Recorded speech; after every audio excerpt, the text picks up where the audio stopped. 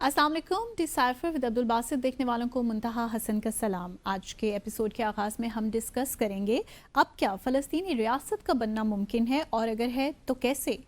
Programme के दूसरे हिस्से में हम आपको लेकर जाएंगे बीजिंग, जहां सदर आसिफ अली जरदारी मेहमान बने सदर शी जिनपिंग के।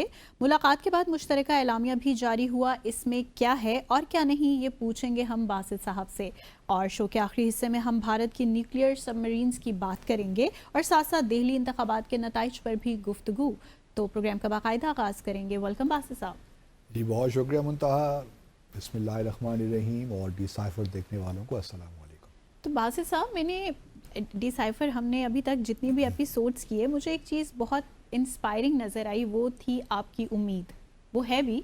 तो इसी उम्मीद के पहलू को सामने रखते हुए मैं आपसे ये सवाल करना चाहूँगी कि क्या आप अब भी फ़लस्तीनी रियासत के क़याम के मुताल्लिक़ कुछ उम्मीद रखते हैं? क्या अब ये मुमकिन है? देखिए, उम्मीद का दामन तो कभी नहीं छोड़ना चाहिए। पैवस्ता रहे शजर से उम्मीद बहार। तो उम्मीद तो बहरहाल रखनी चाहिए। हालात क्या कहते हैं? लेकिन हालात जो हैं इस वक्त, जो ज़मीनी हक़ाइक़ हैं, वो कोई फ़लस्तीनियों के इतने हक़ में नहीं हैं। मतलब मैं शॉर्ट टर्म की बात कर रहा हूँ। लॉन्ग टर्म में तो मुझे इस पर कोई शक नहीं है कि बिल आखिर फ़लस्तीनियों को कामयाबी होगी। बेशक। लेकिन जो आने वाले महीने और साल हैं वो प्रॉब्लमेटिक हैं।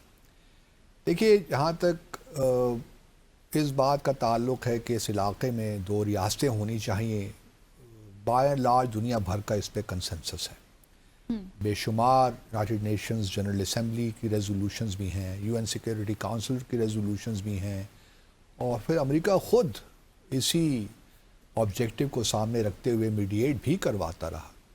अगर आप 1979 का इजिप्ट इसराइल का जो पीस प्लान था, एकॉर्ड था, उससे लेकर ऑनवर्ड्स ओस्लो एकॉर्ड्स तक आ जाइए जो 90s में हुए, उस वक्त तक दो रियासती फार्मूले पे ही बात हो रही है। अब दो रियासती फार्मूला इस वक्त तो ख़तरे में लग रहा है, क्योंकि जो प्रेसिडेंट ट्रम्प ने कहा कि जी हम टेक ओवर करना चाहेंगे, तो इससे एक बात तो बड़ी वाज़ेह हो गई कि ट्रम्प साहब ने इसराइल को और बिन नेतन्याहू को खुली छुट्टी दे दी है कि अब आप हमास को ख़त्म कीजिए। हमास को तो पिछले 16 सालों में ख़त्म नहीं कर सके ना। आज दोबारा एक्सचेंज हुआ है प्रिजनर्स का, तो हमें हमास नज़र ही आई हर जगह। बल्कि एंटनी ब्लिंकन जो फॉर्मर सेक्रेटरी स्टेट थे, उन्होंने तो अपने एक इंटरव्यू में कहा था कि जितने हमास के जो एक्टिव जो मेंबर्स थे, वो जितने शहीद हुए उससे ज़्यादा कहीं रिक्रूट मज़ीद हो गए हैं। तो हमास की ताकत में तो कोई कमी उस तरह नहीं आई जहाँ तक अफराद की बात है। और जो भी नज़रिया होता है अफराद से आगे बढ़ता है। ठीक है, हथियार नहीं होंगे, वो अस्करी ताकत जो उनकी थी वो ख़त्म हो गई या बहुत हद तक ख़त्म हो गई, लेकिन जो नज़रिया है वो तो अभी ज़िंदा है, और फ़लस्तीन के लोग अभी भी उस नज़रिए के तहत शहादतें देने को तैयार हैं। अब इसराइल का देखना ये है कि जो दूसरा फेज़ है सीज़ फायर का, क्या वो हो पाता है कि नहीं। वो अब मुश्किल में तो है। सिर्फ़ एक चीज़ माने आती है इसराइल के, वो हैं हॉस्टेजेस। सही। इसराइल की ख्वाहिश यही होगी कि जब तक पूरे, क्योंकि 33 हॉस्टेजेस इस पहले फेज़ में आएंगे, उसके बाद फिर बाकी हॉस्टेजेस के लिए आया इसराइल फ़िलहाल एग्री करता है हमास, या ये जो सीज़ फायर इसको मज़ीद आगे ले जाने के लिए 6 हफ्तों के बाद की बात कर रहा हूँ। तो क्या ये मुमकिन होगा नहीं होगा, ये देखना है। मेरा अपना ख्याल ये है कि Israel would remain under pressure at least domestically, जो बिन नेतन्याहू की हुकूमत है, कि वो फ़िलहाल मामलात को आगे चलाएं किस तरीके से। और अगर इस दौरान हमास तो क्योंकि मौजूद है तो उसको तो ख़त्म नहीं कर सकते, लेकिन जब हॉस्टेजेस वापस आ जाएंगे तो फिर मज़ीद गज़ा में हमले शुरू करें, लोगों को मजबूर करें कि वो इजिप्ट की तरफ जाएँ। और इस दौरान किंग अब्दुल्ला तो भी जा रहे हैं ना, 11 तारीख को उनकी मुलाकात है। साथ फिर जनरल सीसी भी, शायद प्रेसिडेंट सीसी भी को बुलाया हो, उनकी तारीख़ अभी मालूम नहीं है हमें, लेकिन मुमकिन है कि उनको ही बुलाया हो। प्रेसिडेंट ट्रम्प उन पर प्रेशर डालें और जो असिस्टेंस देते हैं वो रोक दें इजिप्ट को, जॉर्डन को जो असिस्टेंस मिलती है उसको रोक दिया जाए। तो मुमकिन है कि वो प्रेशर में आ भी जाएँ और यहाँ पर इसराइली बमबारी हो, और उनके पास, बेचारों के पास और क्या रह जाएगा कि वो निकलें वहाँ से, उस तरफ जो सिनाई सिरा है उस तरफ जाएं, मेक शिफ्ट वहाँ पे कैंप्स लगाएं, لیکن اس میں بہت سی ابھی چیزیں ہیں، لیکن دو ریاستی فارمولہ اس وقت ڈیڈ ہے، ان دا سینس کہ نہ تو امریکہ اس میں دلچسپی رکھتا ہے، کیونکہ امریکہ نے جہاں تک میری معلومات ہیں پریزیڈنٹ ٹرمپ نے یہی کہا ہے کہ آپ کسی طریقے سے جو ہے ٹیک اوور کیجئے غزہ میں اور ہمیں ہینڈ اوور کر دیجئے آپ، پھر ہم دیکھتے ہیں اس کو کس طرح ہینڈل کریں، ہم تھوڑا سا اسرائیل پہ مصر پہ پریشر ڈالیں گے، جارڈن پہ پریشر ڈالیں گے، سعودی عرب پہ پریشر ڈالیں گے، تو کوئی نہ کوئی ہم بات نکال لیں گے۔ یہ بھی بڑی مضحکہ خیز بات ہے کہ اپنا پیسہ بھی نہیں خرچ کرنا چاہتے، اپنے ٹروپس بھی نہیں بھیجوانا چاہتے۔ اب بغیر ٹروپس کے اور بغیر پیسے کے کس طرح یہ سارا ڈیولپمنٹ کا کام بھی ہو سکتا ہے؟ یہ کہتے ہیں ریویریا ہم نے بنانا ہے تو بغیر پیسوں کے تو نہیں ہو سکتا، صرف ملبے کو اٹھانے کے لیے ان کو $1.3 بلین چاہیے۔ تو آپ اور پھر یہ بات کسی حد تک ٹھیک ہے کہ لوگ جب تک ہیں تو ملبہ کس طرح اٹھے گا، لیکن طریقے نکل سکتے ہیں۔ اب سارا ایک آپ یوں کہہ لیجئے نا کہ جس طرح عرفات میں ٹینٹ نہیں لگتے بالکل حج کے موقع پہ، اسی قسم کا اسٹیپ بائی اسٹیپ کر سکتے ہیں۔ پہلے نارتھ کو آپ کریں۔ ان اینی کیس اس پورے 15-16 ماہ میں ہم نے دیکھا کہ کس طرح پورے نارتھ سے جو آبادی تھی اس کو ساؤتھ غزہ کی طرف دھکیلا گیا، تو یہ ممکن ہے، اس کو آرگنائز کر سکتے ہیں، لیکن وہ موڈ ان کا اس طرح نہیں ہے نا، وہ چاہتے ہیں کہ فلسطین سے ان کو نکالیں۔ دوسری ایمز کچھ اور ہیں، ایم زائنسٹ ایم ہے نا، وہ آبجیکٹیو ہے۔ اچھا اگر یہ امریکہ لے لیتا ہے تو پھر یہاں پہ اسرائیل تو بڑا خوش ہوگا، کیونکہ اسرائیل کو یہ بھی اجازت، اس کا میرے خیال میں 2-3 ہفتے کے بعد ہمیں پریزیڈنٹ ٹرمپ ایک اعلان کریں گے کہ اگر جو ویسٹ بینک ہے وہ بھی انیکس کر لے تو امریکہ کو کوئی اعتراض نہیں ہوگا، یعنی یہ کہ فلسطین اتھارٹی کی بھی چھٹی، وہ جو ایک اتھارٹی تھی یا جو ویسٹ بینک تھا وہ بھی ختم۔ اور چونکہ اب سیٹلرز اتنی زیادہ تعداد میں ہو گئے ہیں کہ معاملات اسی طرف جا رہے ہیں کہ ویسٹ بینک کو بھی انیکس کر لیں۔ اب دیکھیے جہاں تک دو ریاستی فارمولہ ہے وہ تو ہمیں ڈیڈ نظر آتا ہے، لیکن ایک ریاستی فارمولے کی بھی بات اگر آپ کریں تو اس پہ بھی اسرائیل راضی نہیں ہے، کیونکہ اگر دیکھیے اس پوری علاقے کو جو کسی تاریخ میں اس کو کنعان کا علاقہ کہتے تھے، اور اس کا ذکر بڑی جگہ آتا ہے تاریخ میں، تو یہ اس پورے علاقے کو اگر ہم کہہ لیں کہ چلے یہ اسرائیلی ریاست ہے، ہم فلسطین کی ریاست کا فی الحال بات نہیں کرتے، فلسطینی اس بات بھی آمادہ ہو جاتے ہیں کہ ہم فلسطین کے اندر رہتے ہیں۔ معاملہ یہ ہے کہ فلسطین کو وہ بھی قابل قبول نہیں ہے۔ اس کی کیا وجہ ہے؟ اگر اسرائیل ایک ڈیموکریٹک اسٹیٹ ہے جو کانسٹیٹیوشن میں ہے کہ ہر 5 سال کے بعد انتخابات وہاں پہ ہوتے ہیں، ایک نئی حکومت آتی ہے، اگر ڈیموکریٹک اسٹیٹ ہو اور لوگوں کے حق کے جو ہدایت دہی ہے اس کے تحت حکومت آتی ہے، تو پھر ایک مکمل جو اسرائیلی ریاست اسے آپ کہہ لیں، جو بھی اس کو نام آپ نیا دے دیں، اس میں جو فلسطینی ہیں وہ اکثریت میں ہوں گے۔ آپ ویسٹ بینک کو ملا لیں، غزہ کو ملا لیں، جو اسرائیل میں جو اس وقت مسلمان رہتے ہیں، عرب مسلمز رہتے ہیں، اگر ان ملا لیں تو ان کی تعداد بنتی ہے تقریباً 7.4 ملین، اور جو یہودی ہیں ان کی تعداد بنتی ہے 7.1 ملین۔ تو اکثریت پھر بھی، اور پھر ساتھ یہ بھی دیکھیے کہ بہت سے فلسطینی نکبہ 1948 میں تقریباً 7.5 لاکھ فلسطینیوں کو نکالا گیا تھا۔ جارڈن میں فلسطینی تقریباً 2 سے 2.5 ملین وہاں رہتے ہیں، مصر میں رہتے ہیں، اور بھی علاقوں میں رہتے ہیں۔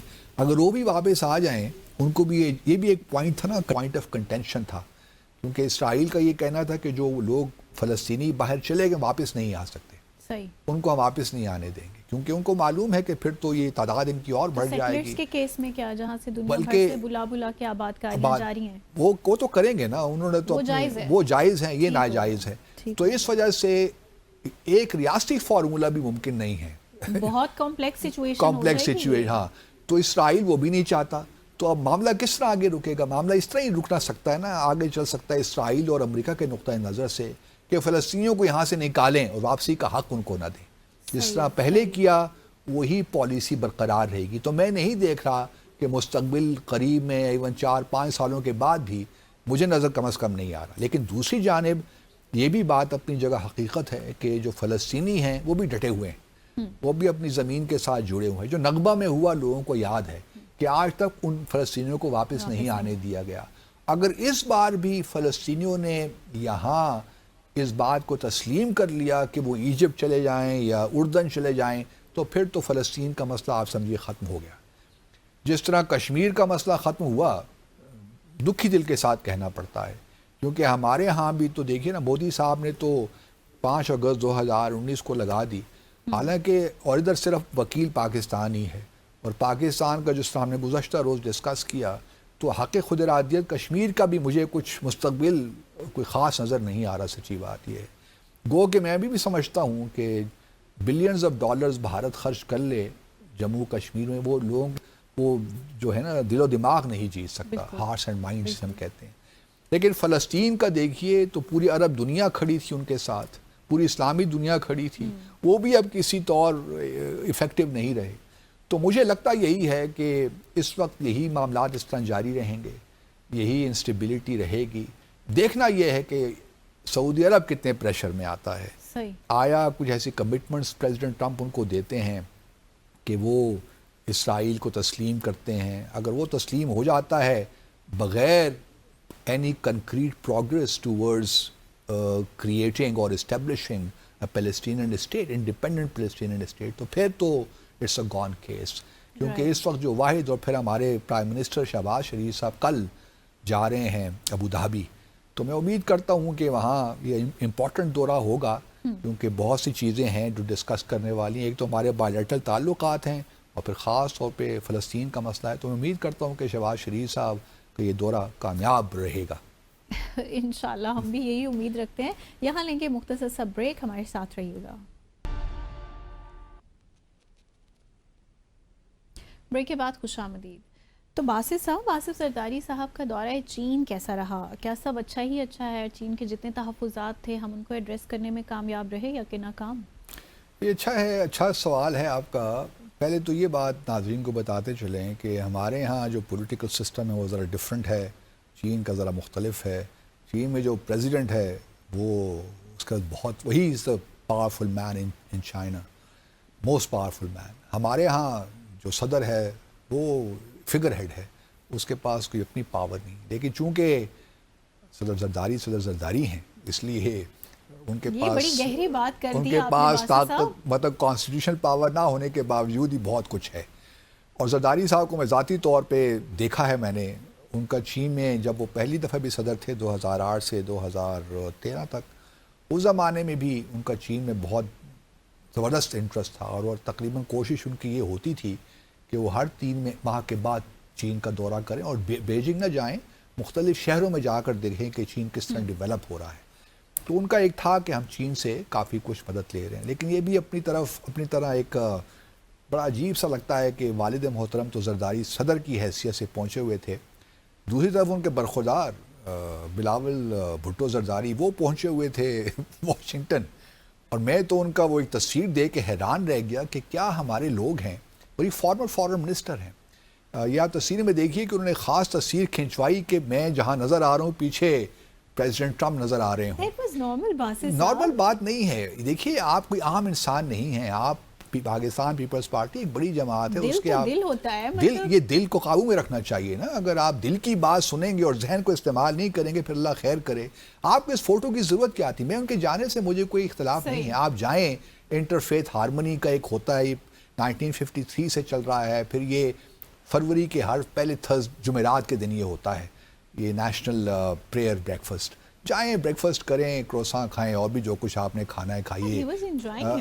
لیکن وہاں کس لیے لے کر کیا دکھانا؟ کوئی بچے ہیں یار, خدا کا خوف کریں. آپ اس ملک کے فارن منسٹر رہے ہیں, کوئی انڈین ایسا کرے نا تو مطلب آپ نے کبھی کوئی ایسی چیز نہیں دیکھی. اگر ہیں تو یار یہ کرنے کی کیا ضرورت ہے؟ آپ جائیے انٹرفیتھ ہارمنی میں جو کچھ آپ نے تقریریں کرنی ہیں کیجیے, لیکن اس طرح مت پیش کیجیے کہ آپ ڈیسپریٹ ہیں کہ آپ نظر آئیں پاکستان میں کہ آپ پریزیڈنٹ ٹرمپ کے ساتھ ہیں یا بڑا زبردست آپ نے ہاتھ ملایا. دنیا بیٹھی ہوئی ہے وہاں پہ, کسی کی تصویر اس قسم کی میں نے نہیں دیکھی. بہرحال مجھے افسوس ہوتا ہے, یہ مائنڈ سیٹ جو ہے نا ہمارا سلیوش مائنڈ سیٹ جو کچھ لوگوں کا ہمارا, یہ ہمیں کہیں لے کر نہیں جائے گا. اس سے نکلیے, کوئی فرق نہیں پڑتا کسی نے, بلکہ لوگ مذاق ہی اڑا رہے ہیں نا اس چیز کا, کسی نے اس کو خراج تحسین پیش نہیں کیا.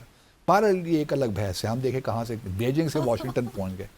اچھا، واشنگٹن اپنے بیجنگ واپس آتے ہیں. اچھا وزٹ ہوا جی، خوشی کی بات ہے. اور یہ اس وقت ہوا جب آبویسلی پیناما میں اگر آپ دیکھیے تو پیناما 2017 نے پیناما جو ہے اس میں پیناما کنال کا بہت بڑا ایشو ہے. مارکو روبیو گئے بھی تھے پچھلے دنوں، پیناما ہو کر آئے بھی ہیں. تو وہاں یہ بھی اپنے ناظرین کو بتاتے چلیں کہ 2017 میں پیناما نے اپنی پالیسی تبدیل کی. پہلے ان کے تعلقات تائیوان کے ساتھ تھے، تو تائیوان کے ساتھ تعلقات توڑے اور انہوں نے چین کے ساتھ اپنے تعلقات ریسٹور کیے. اس کے بعد انہوں نے BRI کو بھی تسلیم کیا، بیلٹ اینڈ روڈ انیشیٹو کو، کہ ہم بھی اس کا حصہ بننے جا رہے ہیں. اب مارکو روبیو کے جانے کے بعد اور پریزیڈنٹ ٹرمپ کی دھمکیوں کے بعد کہ ہم پیناما کنال آپ سے لے لیں گے، تو انہوں نے کہا کہ جی ہماری تو BRI سے اب جان چھڑائیے. تو انہوں نے خیر آباد کہہ دیا اس کو، وہ اب نکل گئے. چین نے اس نے مائلڈ ریئیکٹ بھی کیا ہے کہ ہم تو ڈیولپمنٹ کے لیے جاتے ہیں، تو ہمیں ایک ڈسکریجمنٹ ہوئی ہے اس سے. لیکن وہ BRI کے کانٹیکس میں پیناما ایک بہت ہی اسمال تھا، اس لیے کوئی فیکٹر تھا، اس لیے سے BRI پہ کوئی فرق خاص نہیں پڑے گا. لیکن جہاں وہ پیناما نے وڈرا کیا، ہمارے صدر کا وزٹ اس لحاظ سے امپورٹنٹ تھا کہ پریزیڈنٹ ٹرمپ کا امریکہ کا پریشر پاکستان پہ بڑے عرصے سے تھے کہ ہم CPEC سے نکلیں، گوادر پورٹ کو چین کے حوالے نہ کریں. تو ہم پہ بھی پریشر ماضی میں رہا ہے، بلکہ ماضی میں تو چاہے وہ ڈیموکریٹس کی حکومت ہو یا ریپبلکنس کی، وہ پبلکلی اس کا اظہار کرتے رہیں کہ آپ چائنا ڈیٹ ٹریپ میں آ رہے ہیں اور یہ آپ مت کیجیے. لیکن ہم نے آج ہی یا کل ہی میرے خیال میں ہم نے $3.54 بلین کا جو ڈیٹ ہے چائنا کو، اس کو دوبارہ چائنا سے درخواست کی ہے اس کے ری اسکیجول کر دیں. تو وہ بھی ہو جائے گا. چائنا نے ہمیشہ ہمیں اوبلائج کیا ان معاملات میں. لیکن یہ جو مشترکہ اعلامیہ ایشو ہوا ہے یہ بھی اچھا ہے. اس میں تمام چیزیں ہیں.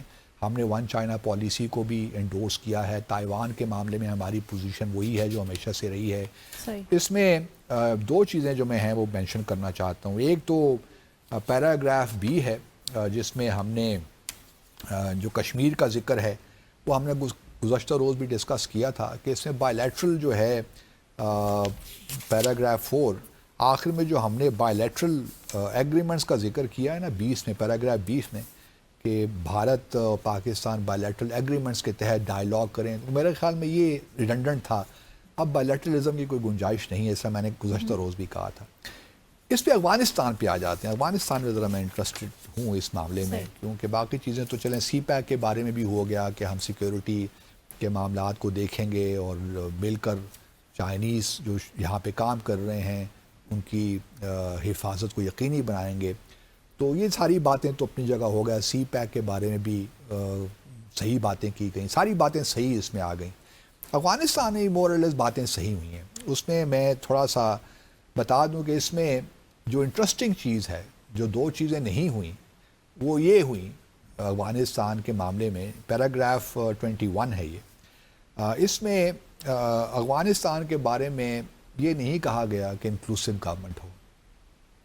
جو اگر آپ کو یاد ہو تو 30 اگست 2021 کی یونائیٹڈ نیشن سیکیورٹی کونسل کی ریزولوشن ہے، قرارداد 2593.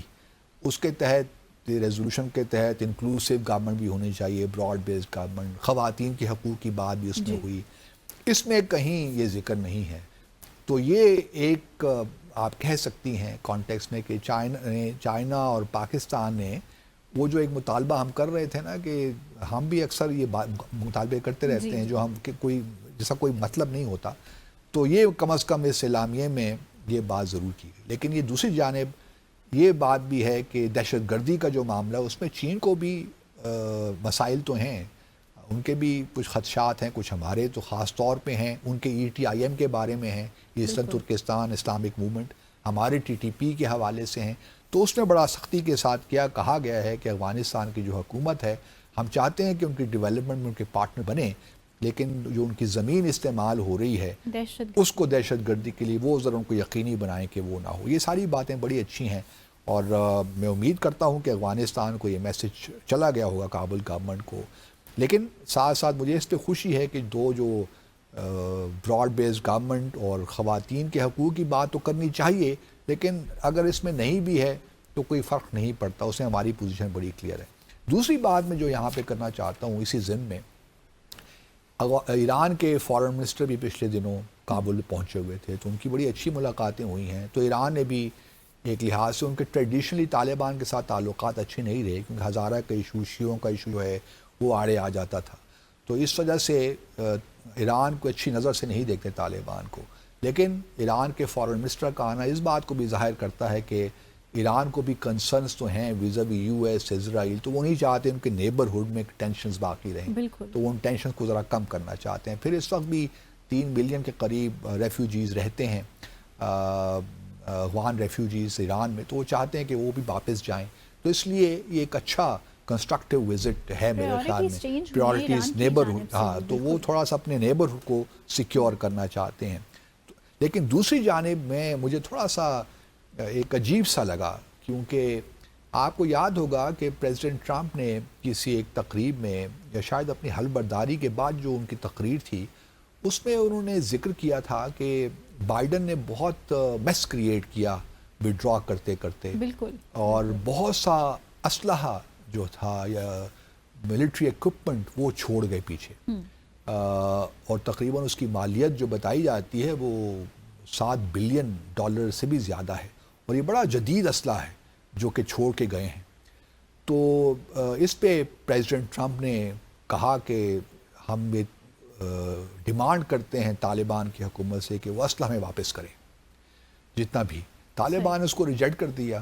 طالبان نے، اگر آپ دیکھیے تو ان کے نقطہ نظر سے ٹھیک ہی ہے، آپ نے 20 سال ان کو رگڑا، افغان کو جس طرح ڈسٹرکشن کی، تو آپ کس منہ سے ان سے اسلحہ واپس مانگ رہے ہیں؟ صحیح۔ اچھا، ہم نے لیکن کچھ ہماری بھی خدشات ہیں نا غالباً، آپ اسی جانب اشارہ کرنے جا رہے تھے۔ میں اسی طرف جا رہا ہوں کہ ہمیں پتہ نہیں کیا ہو گیا، جو ہی پریزیڈنٹ ٹرمپ نے یہ بات کی تو ہمیں خیال آیا کہ ہمیں بھی ایک پریس ریلیز ایشو کر دینا چاہیے، تو ہم نے بھی اس پہ، حالانکہ ہم پہلے بھی یہ نہیں، پہلے بھی ہم، بات صحیح نہیں ہے، نہیں میرا نہیں خیال کہ صحیح، this is not the only element۔ یہ دیکھیے یہ بات نہیں ہے، آپ اس قسم کے پریس ریلیز ایشو کرنے کی کوئی تک نہیں بنتی میرے خیال میں، کہ جی ہم یہ جو ہے یہ اسلحہ ہے، جو ہمارا پریس ریلیز ہے جو ہم نے ایشو کیا ان رسپانس ٹو اے کویسچن، کیونکہ میں خود ترجمان رہا ہوں، مجھے پتہ ہے کس طرح ایشو ہوتے ہیں یہ چیزیں، تو یہ اس کی کوئی ضرورت نہیں تھی۔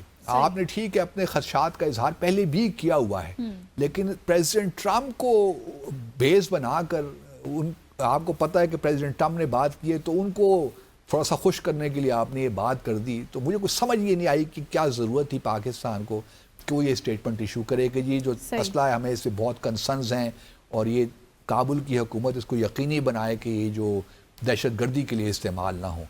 تو ہمیں تو چاہیے، اور میرے اپنے خیال میں اس وقت پاکستان کے لیے one of the most important capitals is also Kabul, تو کابل کے ساتھ تعلقات کو ٹھیک کرنے چاہیے، اور یہ اسٹیٹمنٹ سے نہیں ہوں گے، اس کے لیے بہت ہی اسکلفل ڈپلومیسی کی ضرورت ہے، بہت ہی اسکلفل، اور جب تک ہم اس کو تھوڑا سا ٹیمپریچر کو ڈاؤن نہیں کریں گے، جو ہمارا ریٹرک ہے اس میں سے جو زہریلا پن ہے وہ نہیں نکالیں گے۔ میں یہ نہیں کہہ رہا کہ ہمارے خدشات ٹھیک نہیں ہیں یا ہماری پوزیشن ٹھیک نہیں ہے، سب کچھ ٹھیک ہے، لیکن سفارتکاری کو کنڈکٹ کرنے کا بھی طریقہ ہوتا ہے۔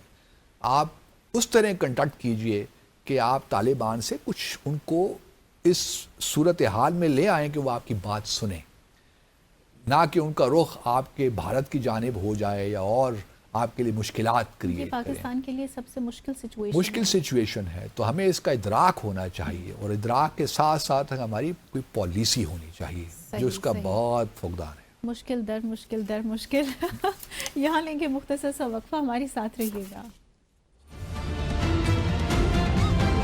ویلکم۔ سیاسی مستقبل ختم باسط صاحب۔ کس کا جی؟ میرا یا آپ کا؟ نہیں، ہمارا تو کوئی سیاسی مستقبل ہے ہی نہیں۔ اروند کیجریوال کا۔ اچھا، اروند کیجریوال کا۔ اروند کیجریوال بڑے زبردست انسان ہیں جی، 10 سال انہوں نے حکومت کی ہے، لیکن بی جے پی نے بہت تنگ کیا ان کو، ان کے خلاف کرپشن کے کیسز بنائے، وہ جو انفورسمنٹ ڈائریکٹریٹ ہے ان کو پیچھے لگا دیا۔ مجھے بھی اس سے ان کو ملاقات کا 1-2 بار ملاقات کا موقع ملا ہے، تو بڑے مطلب کوئی ایسی ان میں بات نہیں ہے، ہیوملٹی ہے، اور یہ ان کا سب سے زبردست پوائنٹ ہے۔ پھر دہلی میں خاص طور پہ انہوں نے جس طریقے سے تبدیلیاں لے کر آئے غریبوں کے لیے، ان کا جو نشان ہے وہ جھاڑو ہے، تو انتخابی نشان، تو وہ بڑی انہوں نے کام کیے ہیں، لوگوں کو مفت بجلی بھی دی ہے، پانی بھی دیا ہے، اسکول بہت انہوں نے اس میں تبدیلیاں لے کر آئے جو پبلک اسکولس تھے، اور ہاسپٹلس کو کیا ہے، تو کافی کام کیا ہے انہوں نے پبلک ویلفیئر کا. لیکن پچھلے کچھ سالوں سے چونکہ وہ زیر اعتاب آئے ہوئے تھے، بی جے پی کی حکومت نے پیچھے لگی ہوئی تھی، تو ان کو پھر چیف منسٹر کے عہدے سے بھی ہٹنا پڑا کیونکہ جیل میں ہے نا. لیکن مجھے یہ حیرت ہوئی ہے کہ وہ اپنی سیٹ بھی ہار گئے ہیں اس دفعہ. پچھلے انتخابات جب ہوئے تھے 2020 میں، تو عام آدمی پارٹی کے پاس 70 میں سے 62 سیٹیں تھیں اسمبلی میں، لیجسلیٹو جو اسمبلی ہے نیو دہلی کی، یونین ٹیریٹری ہے یہ، اسٹیٹ نہیں ہے. اور اس دفعے بی جے پی نے بڑا مارا ہے، اور بی جے پی کے میرے خیال 47 سے 48 سیٹیں ہیں. تو آپ اس سے اندازہ لگیں کہ اب تو ان کو ضرورت نہیں ہے کہ وہ کسی کے ساتھ الائنس بھی کریں، وہ تو اب انڈیپینڈنٹلی اپنی حکومت بنائیں گے بی جے پی. تو بی جے پی کے لیے بہت بڑی کامیابی ہے.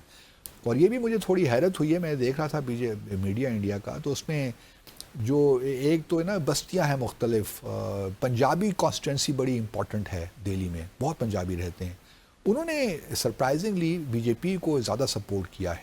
صحیح. اور جو سلمز کے علاقے ہیں، بستیاں جو ہیں، اس میں ایک اروند کیجریوال کی آپ کی بڑی سپورٹ ہے. لیکن وہاں بھی وہ سپورٹ، ان کی تقریباً 20 سیٹیں ہیں وہاں پہ، لیکن اس میں سے میرے خیال 12 یا 13 وہ جیتے ہیں آپ کے لوگ. تو اب چونکہ اروند کیجریوال خود بھی ہار گئے ہیں، یہ ایک بہت بڑا سیٹ بیک ہے میں سمجھتا ہوں ان کے لیے. جہاں تک ان کے مستقبل کی بات ہے، سیاست میں دیکھیے کوئی چیز حرف آخر تو ہوتی نہیں ہے. آج اگر آپ ڈوبے ہیں اس طرف تو کل اس طرف آپ دوبارہ ابھر بھی، سورج طلوع ہو جائے گا دوبارہ. تو یہ کچھ حتمی اعتبار سے کوئی میرے خیال میں نہیں کہہ سکتا کہ ان کا سیاسی مستقبل ختم ہو گیا، کیونکہ اروند کیجریوال کی کنٹریبیوشن تو بہت ہے، نہ صرف نیو دہلی ہے بلکہ اب تو انہوں نے پنجاب میں بھی حکومت بنا رکھی ہے.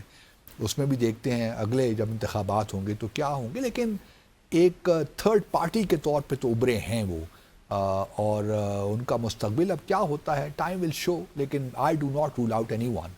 پالیٹکس میں اس طرح ہی ہوتا ہے، اور خاص طور پہ انپریڈکٹیبل سچویشن ہے. آج مودی صاحب اگر نہیں ہوں گے، بی جے پی تو ساری عمر نہیں رہے گی نا تا قیامت. ممکن ہے کانگریس دوبارہ آ جائے. تو یہ سلسلے چلتے رہے، اپس اینڈ ڈاؤنز لگے رہتے ہیں سیاست میں. دوسرا جو ہے، لیکن یہ انٹرسٹنگ ہوگا کہ اگلا چیف منسٹر کون ہوگا نیو دہلی کا.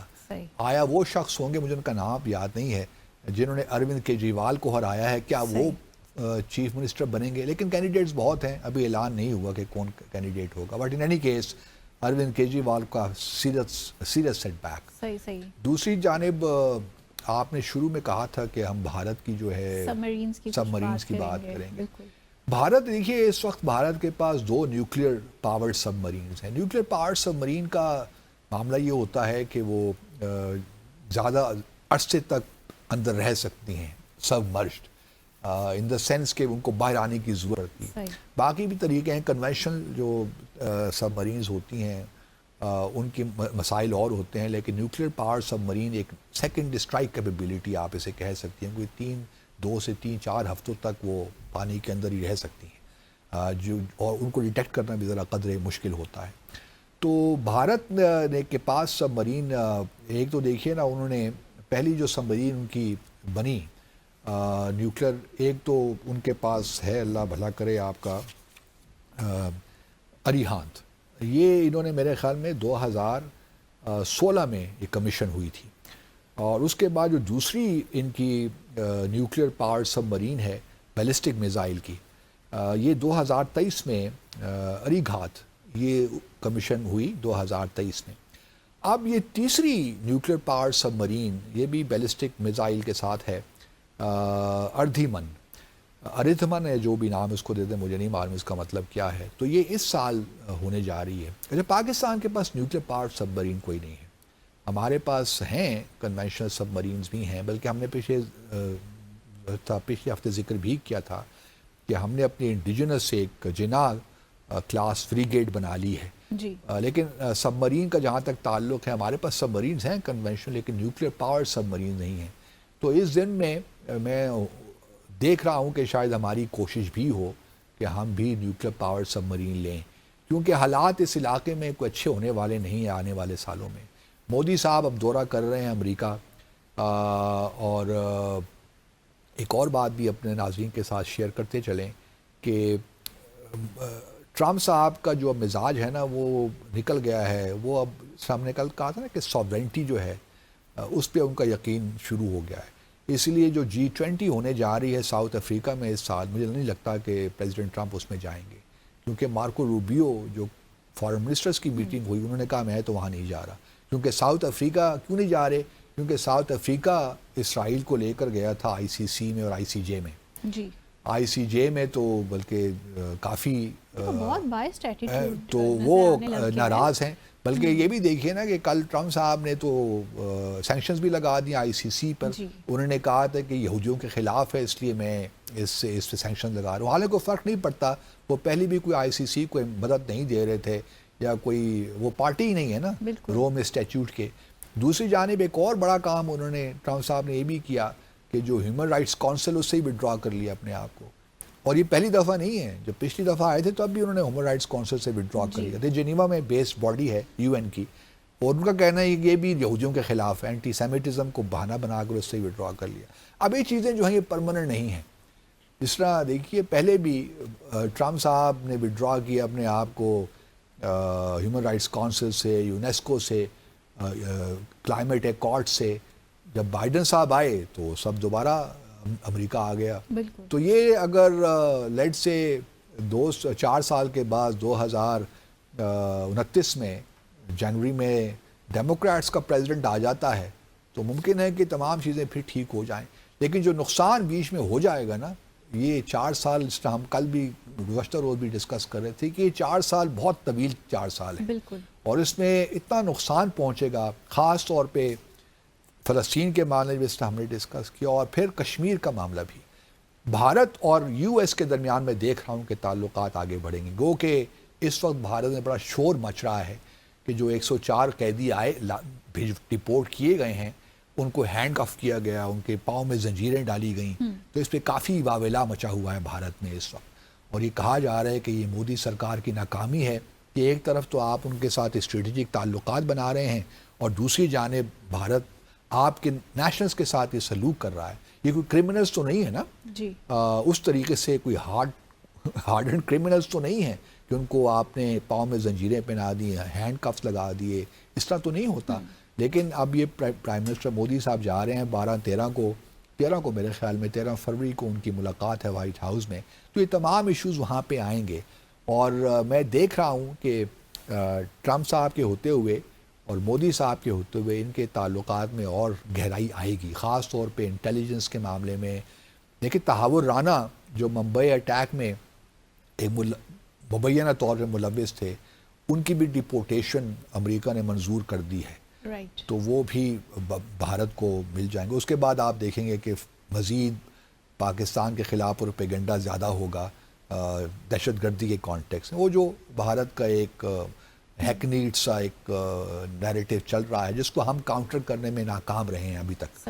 ہمیں چاہیے کہ ہم بھی ذرا تھوڑا سا کمانڈر کلبھوشن جادیو کو دوبارہ آگے لائیں نا، پتہ نہیں کہاں چھپا کے رکھا ہوا ہے، اس کو جو مرسی پٹیشن اس کی ہم ریجیکٹ کریں، اس کو پھانسی پہ تو لگائیں نا، پھر دیکھیے معاملات کیسے جاتے ہیں، تو لیکن ہمیں وہ کرج شاید نہیں ہے، کرج اب کنوکشن نہیں ہے کہ ہم یہ تمام وہ چیزیں کر سکیں اس وقت۔ اب ہم اس وقت پریزیڈنٹ ٹرمپ نے چونکہ ہمارے شہباز شریف صاحب نے تو خط لکھا تھا نا مبارکباد کا، ابھی تک کوئی جواب ان کی جانب سے نہیں آیا، تو اب ہمارے سفارتکار بھی وہاں پہ، ہمارے سفیر جو ہیں واشنگٹن میں کافی پریشر میں ہوں گے، کبھی تک تو نہ آپ ہمارے ٹیلی فون کی گفتگو کروا سکے، نہ اس جو ہم نے تہنیت کا پیغام پہنچایا تھا کوئی جواب ہی ابھی تک واشنگٹن DC سے نہیں آیا، نہ ہمیں کوئی انویٹیشن آئی ہے۔ وہ بلاول بھٹو تو چلے گئے نا اپنے طور پہ وہ بریکفسٹ کرنے، امریکی بریکفسٹ کرنے، لیکن یہ ہے کہ شہباز شریف صاحب کو بھی وہاں سے کوئی خبر نہیں ہے۔ اب ہم نے کس طرح امریکہ کے اسٹیکس کیا ہے پاکستان کے جس کے تحت وہ ہم سے انگیج کرنا چاہے گا؟ افغانستان میں دیکھیے میرا یہ اسیسمنٹ ہے کہ کسی ایک اسٹیج پہ پریزیڈنٹ ٹرمپ طالبان کے ساتھ بھی انگیج کریں گے تو ہمارے لیے مزید پریشر کا باعث بنے گا۔ تو ہمارے لیے اس وقت کیا ہے، کوئی ٹریڈ بہت زیادہ نہیں ہے امریکہ کا پاکستان، بلکہ ہمارا بیلنس آف ٹریڈ ہمارے فیور میں، if I'm not wrong۔ Trade Pakistan کے لیے بڑا امپورٹنٹ ہے، لیکن امریکہ کے کیا اسٹیکس ہیں پاکستان میں، that is important, that would drive American policy in this region. جبکہ مودی یا بھارت کے ساتھ ان کے اسٹیکس ہیں، خاص طور پہ چائنا کے کانٹیکس میں. اب چائنا کا دیکھنا یہ ہے کہ اگلا جو ورلڈ آرڈر آ رہا ہے، کیونکہ باقی دیکھیں دنیا کے لوگ آ رہے ہیں، جاپان کے پرائم منسٹر بھی پہنچے ہوئے تھے گزشتہ روز، لیکن ٹرمپ انٹرسٹڈ ہیں کہ وہ چائنا جائیں. اور چائنا کا کیونکہ وہ کول مائنڈڈ لوگ ہیں، وہ یہ سیاسی بیان بازی پہ یقین نہیں رکھتے، وہ پالیسیز دیکھ رہے ہیں اور وہ اپنا کھیل رہے ہیں، ابھی انتظار کر رہے ہیں، پیشنٹ ہیں، وہ دیکھ رہے ہیں کس طرح معاملات کو آگے لے کر چلے. اس طرح رشیا کا معاملہ بھی کچھ یہی ہے. ابھی دیکھنا یہ ہے کہ پریزیڈنٹ شی جن پنگ کی اور ٹرمپ کی ملاقات کب ہوتی ہے، یا ٹرمپ کب جاتے ہیں بیجنگ، اور اس کے بعد پوٹن اور ٹرمپ کی ملاقات کب ہوتی ہے. تو we are all waiting for that, کیونکہ اس سے معلوم ہمیں ہوگا کہ آیا Trump agrees to have a G2 process revived. کیونکہ G2 کا جو ہے چائنا تو لگے گا کہ یہ بائی پولر سسٹم کی طرف ہم جا رہے ہیں. But let's see how things unfold. Time ختم ہو گیا پروگرام کا. اسی کے ساتھ ناظرین آپ سے اجازت لیں گے. ڈیسائفر ود عبدالباسط سے منتہا حسن کو اجازت دیجیے گا. خدا حافظ.